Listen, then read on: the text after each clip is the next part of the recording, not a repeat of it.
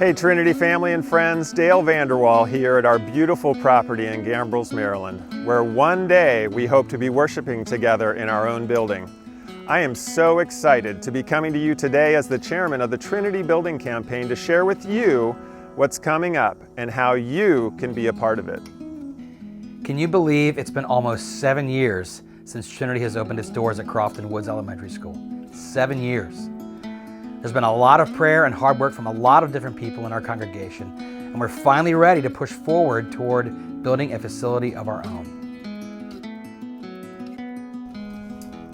Leslie's on the building committee, so with everything being done by Zoom this year, I get to listen in on most of the meetings, and it's been exciting for me to hear the plans coming together. We all know we need a place to meet, and God has generously provided temporary facilities so far, but wouldn't it be wonderful if we had our own place? The cost of such a project at first really frightened me, but as I've been reading through the Old Testament, the joy of God and His people as they set up their place of worship has really encouraged me. We know that fundraising is not the focus of the church, nor will it become the focus of our sermons, but we want to make you aware of the financial needs we have for our building. And I'm more than excited to show you what the committee has been planning. It's an opportunity for you to help further the mission of our church as together we fulfill the Great Commission and follow the Great Commandment in the Crofton area.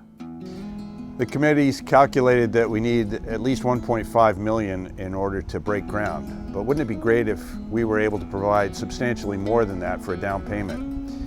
Now, not everyone can give equally, but can you pray with us as a church family about how large a payment God can be raising in order to help reduce our longer-term debt? We are praying specifically for ourselves and for our congregation that we would have such a deep sense of how richly God provides for us everything that we need, that we could give out of a sense of security and generosity so that we share the things that He has given us to achieve His purposes.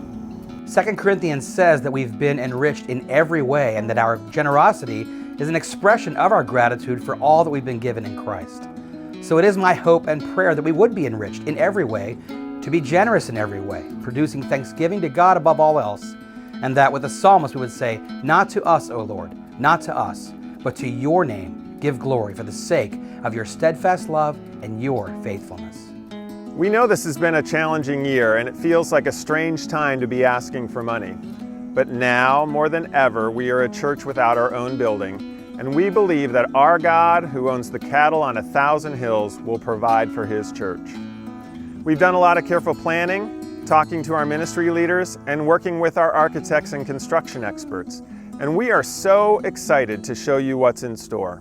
In the meantime, we're here to ask you to pray with us that God would provide, and to pray about how He would have you and your family reach our goal and make our building a reality.